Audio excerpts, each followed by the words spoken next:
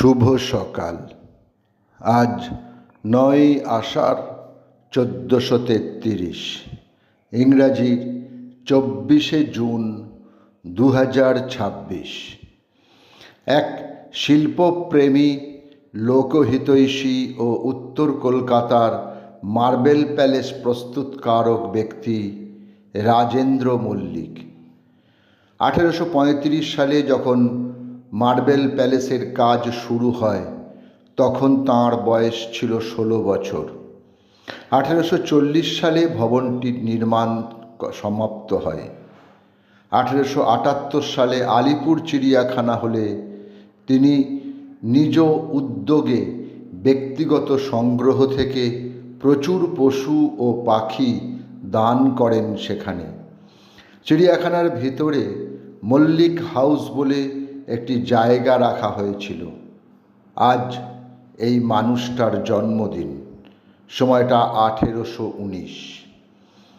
দামোদর হরি চাপেকর ছিলেন একজন ব্রিটিশ বিরোধী শহীদ মুক্তিযোদ্ধা। তিনি ও তাঁর দুই ভাই বালকৃষ্ণ হরি চাপেকর ও বাসুদেব হরি চাপেকর ভারতের স্বাধীনতা সংগ্রামে বিশেষ অবদান রেখে গেছেন। তাঁরা তিন ভাই বাল গঙ্গাধর তিলক দ্বারা প্রভাবিত ছিল। ইতিহাসে তাদের চাপেকর বন্ধু নামে বিশেষ জানা যায়। 24শে জুন 1869 মহারাষ্ট্রের পুনেতে জন্ম হয় দামোদর হরি চাপেকরের। পণ্ডিত ওঙ্কারনাথ ঠাকুর একজন ভারতীয় শিক্ষক, সঙ্গীতজ্ঞ ও হিন্দুস্তানি শাস্ত্রীয় গায়ক। বেনারস হিন্দু বিশ্ববিদ্যালয়ের সঙ্গীত অনুষঙ্গের প্রথম ডিন ছিলেন তিনি।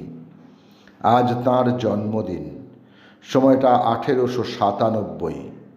পদ্মশ্রী সম্মান শুরু হওয়ার পরের বছর 1955 সালে কলা বিভাগের প্রথম পুরস্কার প্রাপক ছিলেন তিনি। 1963 সালে সঙ্গীত নাটক একাডেমি পুরস্কার পান এবং ওই বছরেই বেনারস হিন্দু বিশ্ববিদ্যালয় ও রবীন্দ্রভারতী বিশ্ববিদ্যালয় থেকে ডিলিট উপাধি লাভ করেন। গুরু গোপীনাথ এমন একজন শিল্পী যিনি বিশ্বকে দেখিয়েছিলেন যে কথাকলির মতো নৃত্যের ধরনগুলি প্রতিদিনের জীবনের গল্পগুলি ছাড়াও মঞ্চে অভিনয় করা যেতে পারে। তিনি মন্দির ও প্রাসাদের 4টি প্রাঙ্গণ থেকে কথাকলি নৃত্যের ধারণাটি বের করে এনেছিলেন এবং সাধারণ মানুষের বুঝতে ও উপভোগ করার জন্য এটিকে যথেষ্ট সহজ করে তুলেছিলেন। এই শিল্পীর আরেকটি অবদান হল কথাকলি থেকে কেরালা নাটাপন নামে আধুনিক নৃত্যশৈলীর সৃষ্টি। আজ গুরু গোপীনাথের জন্মদিন, সময়টা 1908। 24শে জুন 1987 আর্জেন্টিনার রোজারিওতে জন্মগ্রহণ করেন দেশের একজন পেশাদার ফুটবল খেলোয়াড় লিওনেল মেসি। তিনি বিশ্বসেরা খেলোয়াড় ও সর্বকালের সর্বশ্রেষ্ঠ খেলোয়াড় হিসেবে বিবেচিত। 1997 24শে জুন মাত্র 52 বছর বয়সে কর্কট রোগে আক্রান্ত হয়ে ভুবনেশ্বরে শেষ নিঃশ্বাস ত্যাগ করেন ভারতীয় উচ্চাঙ্গ নৃত্যশিল্পী সংযুক্তা পাণিগ্রাহী।